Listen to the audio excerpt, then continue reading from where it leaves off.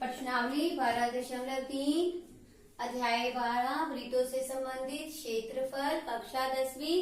और एक प्रश्नावली हम कौन सी कर रहे हैं आज 12.3 और उसका पहला भाग कर रहे हैं हम। पहला सवाल देखो, हमारी को आकृति दी हुई है और हमें ये भी बताया हुआ है, देखो ध्यान से, ये आकृति हमारे को दी हुई है, इसमें ये व्यास बना हुआ है और इसको आपने ओ लिखा हुआ है, आपको दिया हुआ है, ये आर है, यहाँ पर आपका क्यू है और आपने क्या करना है, यहाँ पर आपका पी बिंदु है और ये आपको देखो ध्यान से ये दिया हुआ है।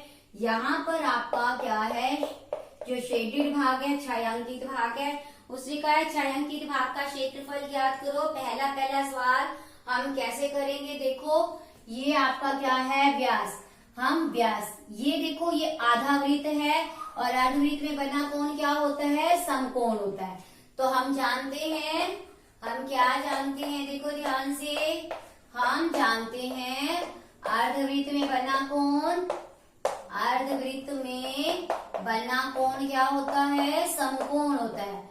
बना कोण समकोण होता है, समकोण का मतलब 90 डिग्री, समकोण होता है, समकोण का मतलब 90 डिग्री का। तो इसका मतलब ये कितने डिग्री का है, 90 डिग्री का। और पी आर आपके पास दिया हुआ है 7 सेंटीमीटर, पी क्यू आपके पास दिया हुआ है 24 सेंटीमीटर। देखो ये 7 सेंटीमीटर है और पी देखो पी आर 7 सेंटीमीटर और पी क्यू आपके पास क्या है 24 सेंटीमीटर। ये कितना है 24। तो आपने ये निकालना है। तो पाइथागोरस सूत्र से आप समकोण त्रिभुज में आप कौन सा सूत्र लगा सकते हो, पाइथागोरस का। तो पाइथागोरस सूत्र से या प्रमेय से क्या लिखोगे आप, कर्ण का वर्ग किसके बराबर होता है, कर्ण का वर्ग आधार का वर्ग जमा में लंब का वर्ग। देखो आधार आपके पास 7 का वर्ग जमा में 24 का वर्ग और यहाँ से 7 को 7 से करोगे 49, 24 को जब 24 से गुना करोगे तो आपके पास क्या आएगा, देखो 4 चौके 16, 4 दूनी 8 और 1 9, 2 चौके 8, 2 दूनी 4। तो आपके पास क्या आया 576। और जब इन दोनों को प्लस करोगे तो 9 और 6 15, 7 और 4 11 और 1 12 और 1 6, आपके पास क्या आया 625। अब 625 आपके पास आ गया। तो अब आप क्या करोगे, देखो ध्यान से, 625 का वर्ग, देखो कर्ण का वर्ग आप बराबर में क्या लिखोगे, कर्ण का वर्ग 625 को आप क्या लिख सकते हो, 25 का वर्ग, वर्ग से वर्ग कट गया, आपके पास क्या रह गया, कर्ण बराबर में 25 सेंटीमीटर। कर्ण का मतलब क्या है आपका व्यास, कर्ण आपका निकला, इसका मतलब ये क्या निकला, व्यास निकला 25 सेंटीमीटर। अब आपके पास व्यास कितना आ गया 25 सेंटीमीटर। जब आपको व्यास पता चल गया है तो आप क्या निकालोगे, त्रिज्या। त्रिज्या का फार्मूला क्या होता है, व्यास बटे में 2, व्यास बटे में 2, 25 बटे में 2 सेंटीमीटर। समझ आया। अब आप क्या करोगे, अर्धवृत्त का क्षेत्रफल निकालो। अर्धवृत्त का क्षेत्रफल, अर्धवृत्त का क्षेत्रफल कैसे निकालते हैं हम, पूरे वृत्त का पाई आर स्क्वायर और आधे वृत्त का क्या हो जाएगा आपके पास बटे में 2, 22 बटे 7 पाई का मान और बटे में 2 भी है।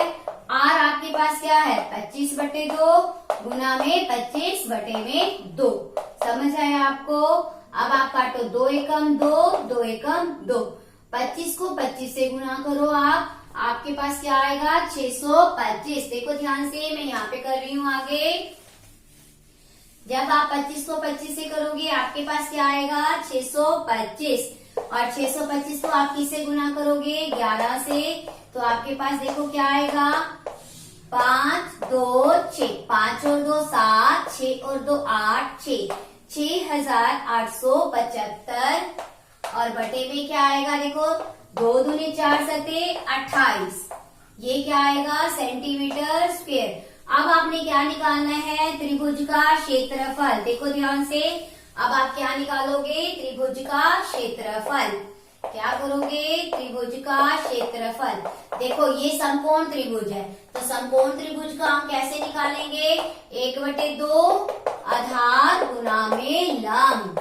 क्या लिखेंगे, आधार गुना में लंब। तो 1/2 आधार आपके पास देखो क्या है 7, लंब आपके पास क्या है 24। काटो, 2 एकम 2, 2 दूनी 4, 12 7 84 सेंटीमीटर स्क्वायर। अब इस पूरे अर्धवृत्त में, अर्धवृत्त का क्षेत्रफल आपने निकाला था, आपके पास क्या आया था 6875 बटे में 28। उसमें से ये त्रिभुज का क्षेत्रफल क्या कर दोगे, माइनस। तो आपके पास क्या आ जाएगा, छायांकित भाग का क्षेत्रफल। क्या आएगा आपके पास, छायांकित भाग का क्षेत्रफल। क्या आएगा आपके पास, छायांकित भाग का क्षेत्रफल।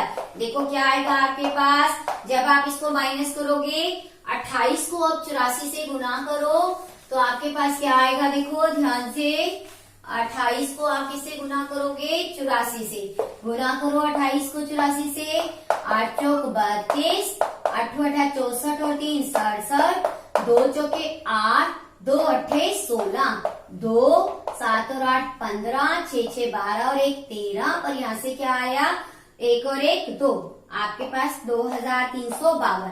अब आप इसको माइनस करो, देखो आपके पास क्या आएगा 6875 माइनस करो, ध्यान से आपके पास क्या है 6875, उसमें से 2352 को माइनस करो, 5 में से 2 गए 3, 7 में से 5 गया 2, 8 में से 3 गया, आपके पास क्या आया 5, 6 में से 2 गया 4, 4523 बटे में क्या आ गया 28 सेंटीमीटर स्क्वायर। इसका मतलब छायांकित भाग का क्षेत्रफल क्या है आपके पास 4523। दूसरा सवाल 28 सेंटीमीटर स्क्वायर।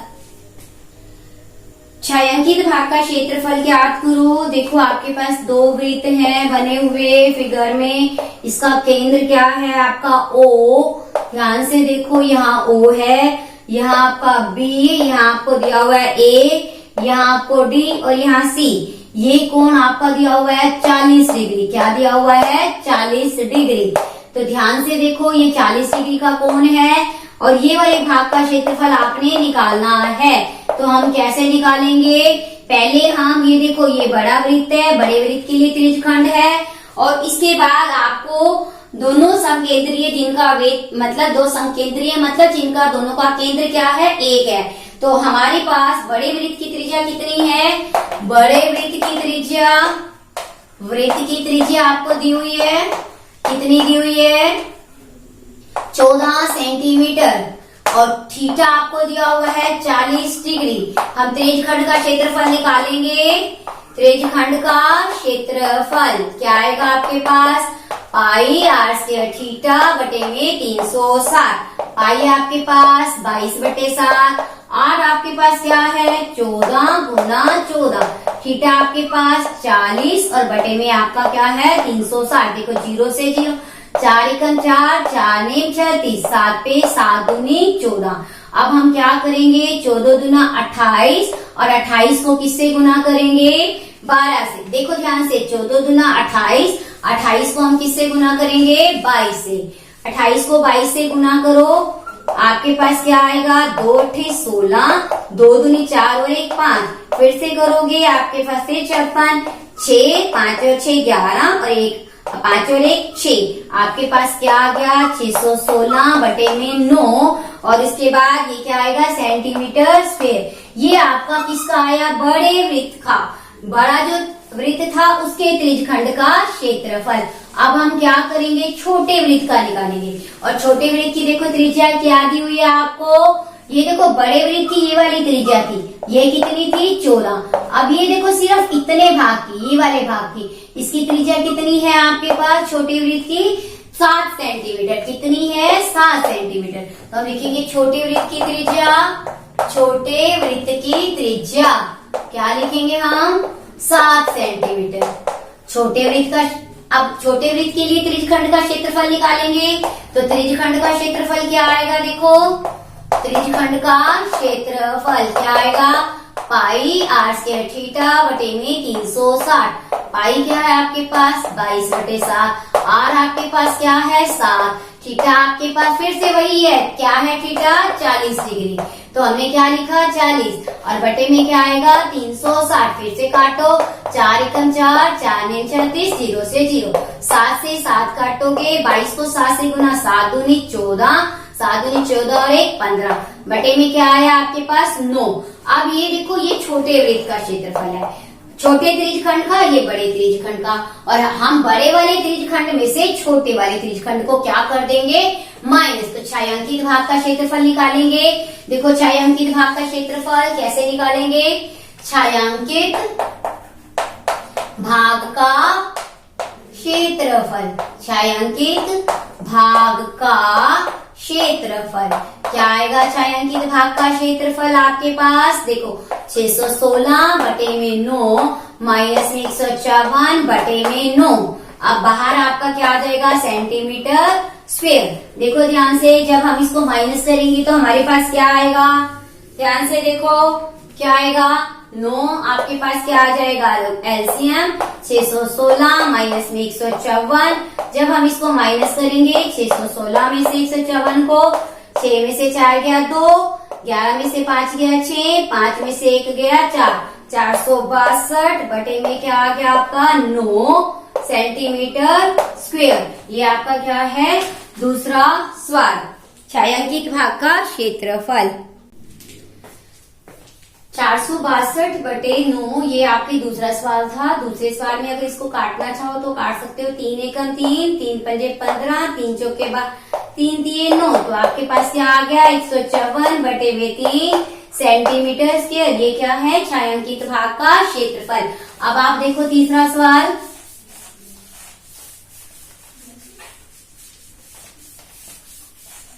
तीसरे सवाल में आपके पास क्या है देखो ध्यान से।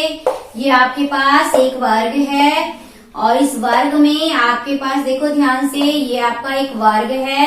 इस वर्ग में देखो आपके पास क्या है 2 अर्धवृत्त हैं और आपने इन दोनों अर्धवृत्तों के देखो ध्यान से आपने छायांकित भाग का क्षेत्रफल निकालना है।